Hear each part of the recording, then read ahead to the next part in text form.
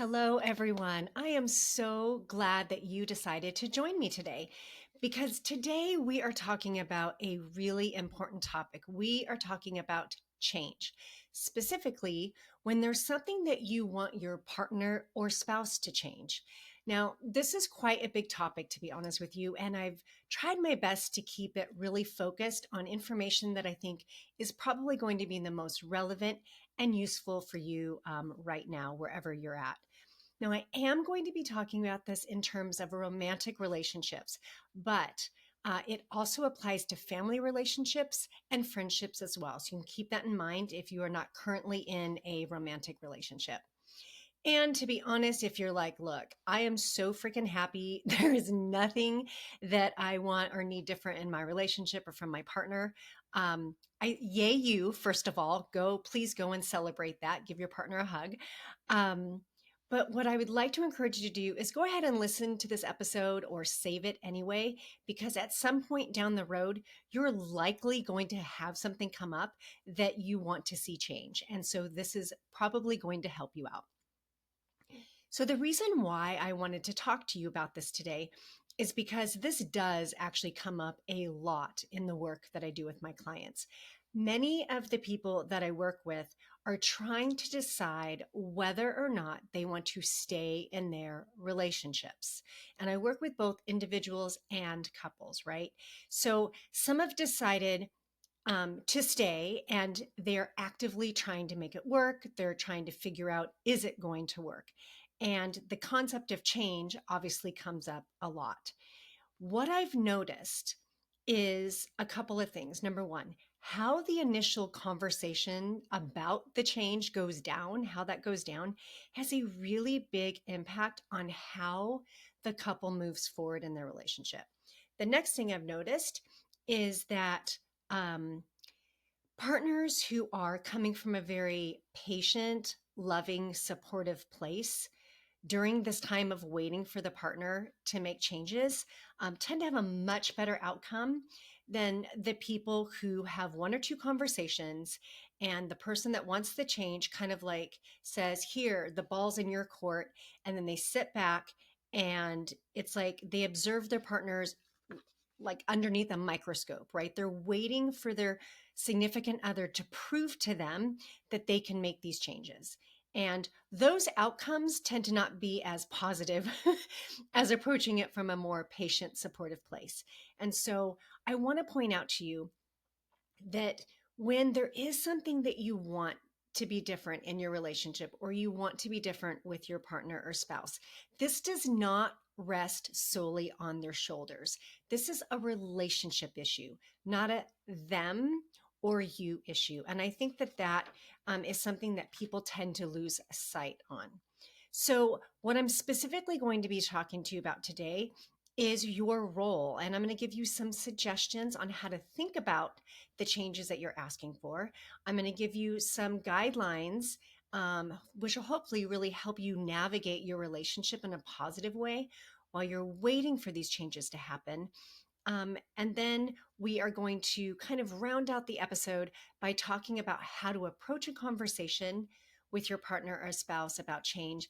And then I'm going to give you some suggestions and options of things you can do if your partner just flat out says, nope, not going to change, or it doesn't seem like they can change, right? Or they literally just don't want to change. What can you do? We're going to talk about that.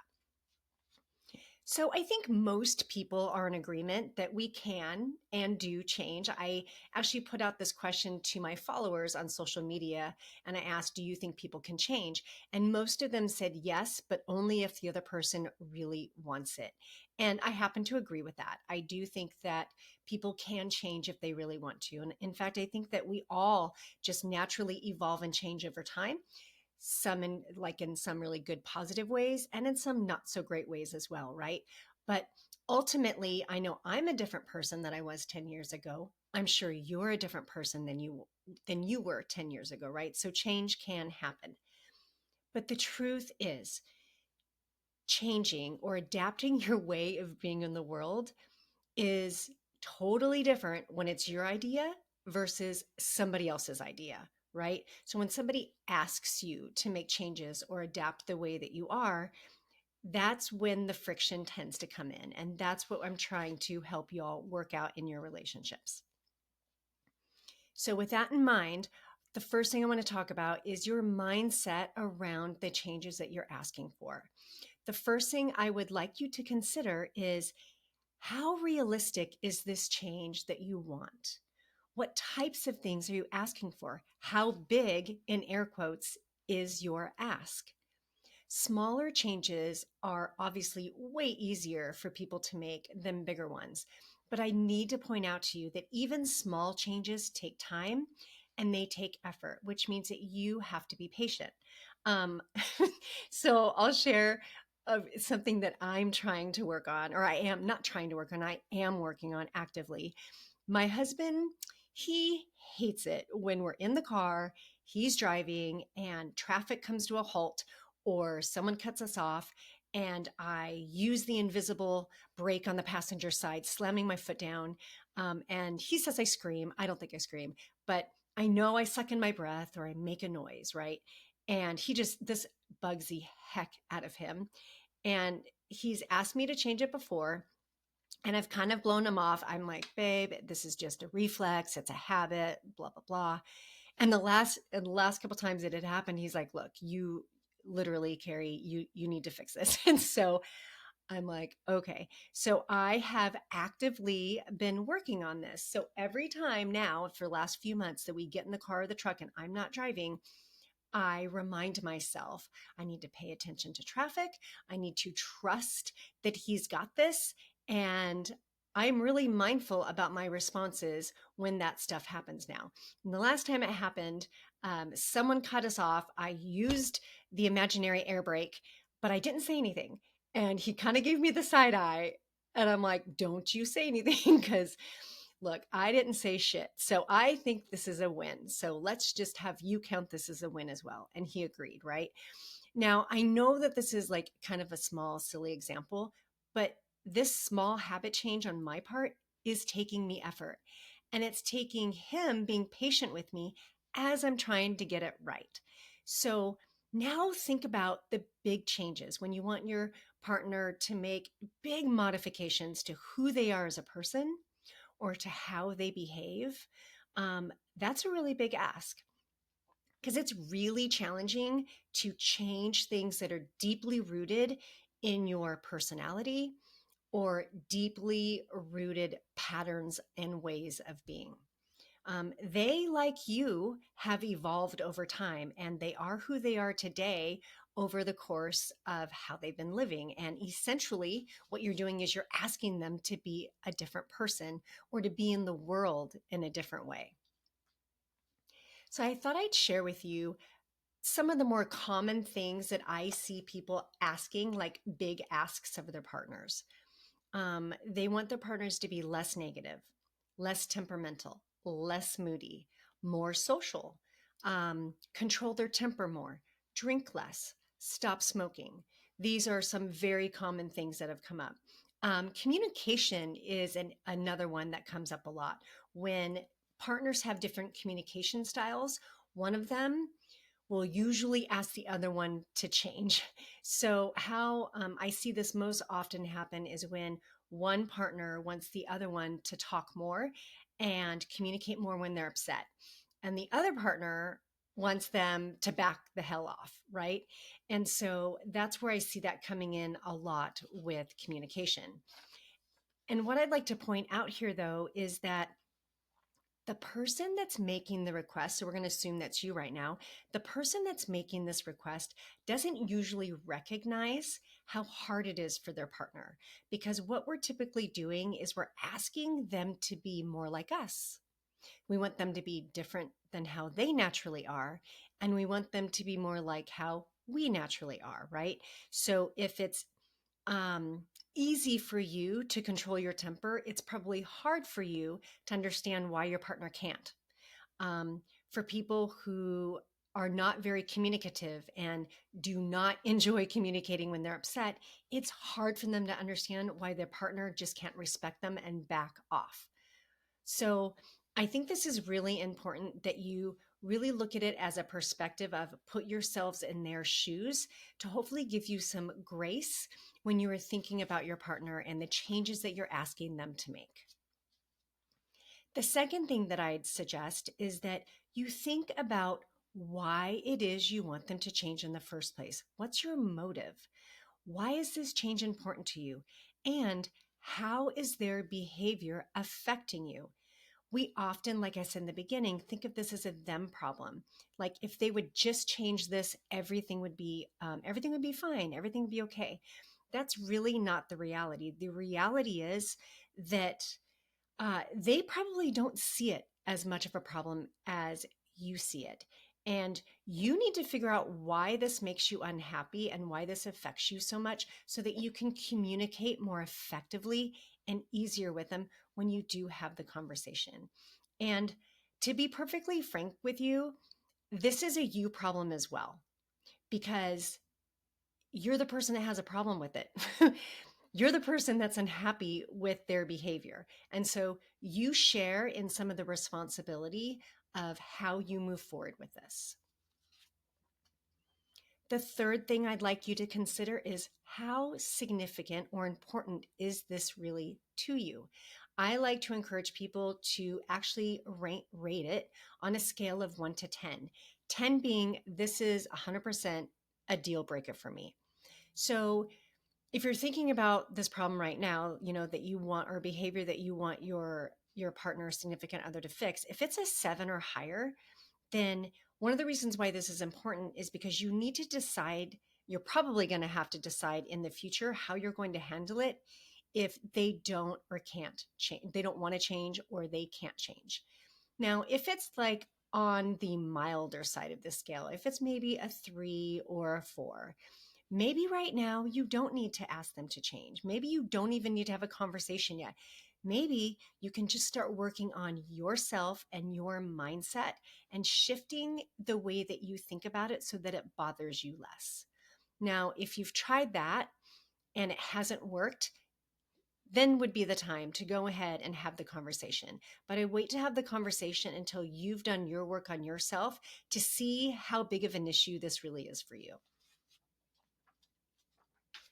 So, the next thing that I want you to consider and think about is how open do you think your partner or spouse is going to be to receiving this information? How open or resistant do you think they're going to be to give it a try, to try making these changes? If you think they're going to be resistant, then maybe you can reconsider how much of a change you're looking for. Or if you're unwilling to do that, obviously, depending on what the behavior is, or the personality trait, maybe you just prepare yourself for a lot of resistance, because preparing yourself ahead of time for a lot of resistance can help you when it occurs. So I wanted to give you the 4 things that I think people need in order to make changes that stick. And this can help you kind of figure out maybe where your partner is. So the first thing that they need is they need to believe that the change is necessary. They have to believe that there is a problem with the way things are and that this problem is significant. This is why I wanted you to think about it in like the beginning of this episode. If you don't understand why it's important and significant, they're certainly not going to. And so you need to wrap around your mind around that first in order to help communicate that to them when you have the conversation. The second thing that they need to change is they need to have a growth mindset. A growth mindset says it's possible to change versus a fixed mindset, which says, well, this is just how I am. This is how I'm wired, and I can't change that, right? That's a fixed mindset. That is counter to making changes. The third thing they need to do is they need to be willing to learn how to change. When you are trying to adapt the way that your personality is or certain behaviors that you have, what that requires is for you to both unlearn old ways of being while simultaneously learning new ways of being. And that's a hell of a learning curve sometimes, you guys. So they have to be willing to take the time to learn the tools and practice the tools that they're learning. The fourth thing that they need is a willingness to persevere when it gets hard, because it's going to get hard. They have to be willing when it's taking a lot of effort, when it feels very heavy and very overwhelming. So, those are the four things that most people need in order to make changes that stick. Do you think your partner or significant other um, has those? How many do they have? The more of those they have, probably the easier it's going to be for you to see the changes. So, the next thing I want to talk about is how you live your life and how you're showing up in the relationship while you're waiting for them to make the change can literally make or break your relationship. And this is something I said at the beginning that I see a lot is when people are complicating their relationships more and they're adding way more drama because they're putting so much pressure on their significant other to change. So, the way that you are behaving in this time is really important, and it's 100% in your control. So, the first thing that I want to suggest is that you manage your expectations about the change. Be patient, expect setbacks. Change does not happen overnight. It happens in small increments over time. And you guys, this does not happen perfectly. I have never known someone to make small or big changes exactly right the first time, or the 10th time, or the 50th time. You need to expect setbacks. They're part of the process. So I want you to, reflect back on a time when you've made changes. Maybe you decided, maybe it was like New Year's and you made a New Year's resolution to start waking up early and going to the gym and getting in a good workout before you start your day. And you do really good for 7 weeks. And then you get sick and you don't feel so good. So you skip a day. And then the next day you're like, well, I'm still recovering. So I'm going to go ahead and skip today. And then the next day you hit snooze. And next thing you know, you've skipped 7, 8, or 9 days in a row. That's a setback. Those happen, they are natural. So, how you handle the setbacks that happen with your partner or spouse is going to have a very big impact on how things move forward. It's either going to encourage them or it's going to discourage them. I recently experienced this when I was talking to one of my clients who was really frustrated because she thought that they had made so much progress, they had been doing so well, and then they had a bad weekend. And in her mind, because of this bad weekend, everything went back to square one. And I was trying to explain to her, you did not go back to square one. This was a setback. This is what happens. It does not erase all of the progress that came before it. Now, I work with her husband as well, and he was really frustrated. He's like, look, I make one mistake, we have one bad weekend, and it's like all the work I've been doing goes completely out the window. That is so discouraging, and that does not make somebody want to keep trying. So, what do you do when people have setbacks or your partner or spouse has a setback? I would suggest not making snide comments underneath your breath or even just directly. People will say stuff like, see, I knew it, or I knew you do this, or whatever. They're going to push, their partner's buttons or whatever. So just be mindful about how you're handling the setbacks when they happen, because how you react really does make a difference in how your partner perceives the situation and, frankly, and how motivated they're going to be to keep going. So, suggestion number 2 I have for you during this time is to actively look for the small changes, even the teeniest, tiniest bit of effort, of change, of anything like that. I want you to acknowledge it. I do not understand why people don't do this. Tell them, I noticed that you did X, Y, and Z. I really appreciate this. Or I can see that you're trying. Thank you. A thank you will do wonders for your relationship, and it will help the person want to continue to try. The third suggestion I have while you're in this time period is you need to be prepared. And actually, I really think you should initiate more conversations about it. What I see happen a lot is people have one conversation, they drop it in their partner's lap, and then they just like throw up their hands. They're like, okay, dude, balls in your court. Okay, woman, balls in your court, right? Like they just kind of like leave it to their partners. Don't do that. I would encourage you to have conversations. Ask them, how's it going for you? How are you feeling? Is there anything that I can do to help you? What are you doing well? And celebrate those things that are going really well. Talk about how it's impacting both of you. The open communication about what's going on is going to help your relationship in the long run. So, for those of you that know that you want to have a conversation with your partner, or frankly, people don't want to have a conversation with their partner, but they need to have a conversation with their partner. For those of you that are in that situation, I wanted to just kind of give you some guidelines for the conversation. So, the first thing I want you to do is go back and listen to those questions I asked you in the beginning and reflect on them and really wrap your mind around the answers. How important is this to you? When you talk to your significant other, it's really good if you talk about specifically how the behavior or behaviors are affecting you, why it's important, and how important it is. Tell them, look, this is like a 5 out of 10. This is an 8 out of a 10 for me. This is where I'm at.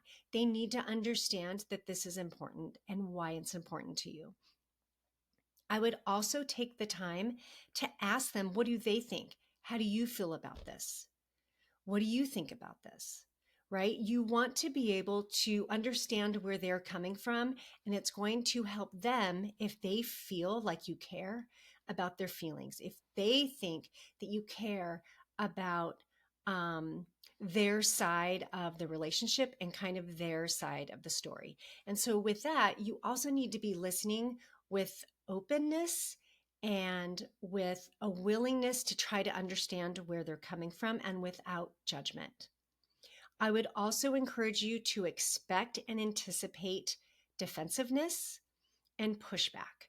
This happens in almost every conversation that goes down about this stuff. There is almost always pushback. So, if you can anticipate that and decide ahead of time how you want to respond to those things, to help you stay calm and focused and neutral, it's going to help you avoid an argument, and it's going to help move your conversation forward in a more constructive way. And the last thing, while you're having this conversation, let them know, look, this is not just a you problem or a me problem. This is an us problem. This is a relationship issue that we are going to tackle together, and I'd like to do it as a team. The more you can approach this as a team, the better off your relationship is going to be in the long run. So, the last thing that I want to address here with you is, what can you do if they don't want to change or they can't change? Well, I think you have a couple of options. The first one is to just accept the behavior and just do whatever it is you're doing now. Another option is for you to change your mindset around whatever it is that you're having a problem with and just decide it's not a problem.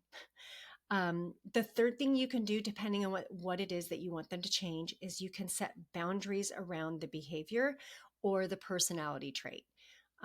So basically, what this means is you want to decide ahead of time how you're going to respond, how you're going to behave if this behavior or if this trait comes out again.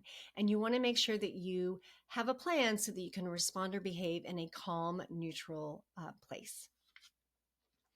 Your fourth option, as I see it, is to modify your request.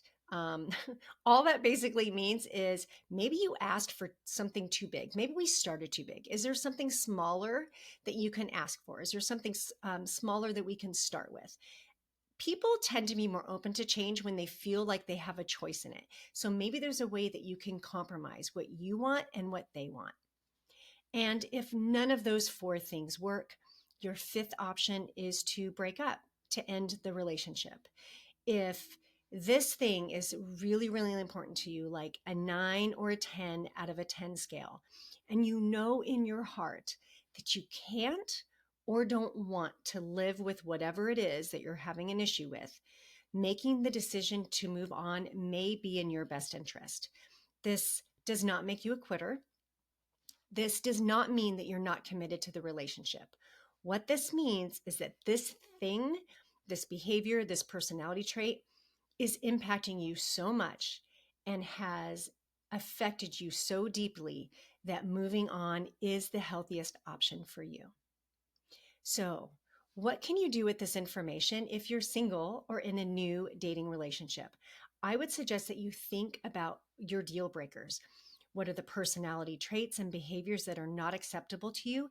And be mindful about that when you're deciding who you want to pursue a relationship with. If you're in a committed relationship and there's something that's kind of bugging you, put it on that number scale. If it's not super important right now, maybe a 3 or 4, I would suggest trying to do the mind shift work first on yourself and then having a conversation with your partner if that doesn't work. Now, if you have asked your partner for change and they're not changing or it's going really, really, really slow, I would encourage you to go back and listen to this episode again and kind of get a grasp on what areas are you doing well and what areas of what I've talked about today can you improve upon. So you're really here looking for what part are under your control and what you can do on your part to make this go a little bit smoother. And of course, if you come to the conclusion that they can't change or they don't want to change, then you can review your options and decide what you want to do with that. So ultimately, relationships can feel hard because we're in relationship with people that are different from us. We have different life experiences, upbringings, and different ways of being, and that sometimes can cause friction. So that is one of the reasons why being in a relationship can feel like a bit of work at times, right? So I hope that this was helpful for you today. Please, if you've not yet done so, hit the subscribe or follow button. Give me a 5-star rating, please. And of course, share this with absolutely everyone so we can keep this podcast going. All right, my friends, that is what I have for you today. I look forward to talking to you next week.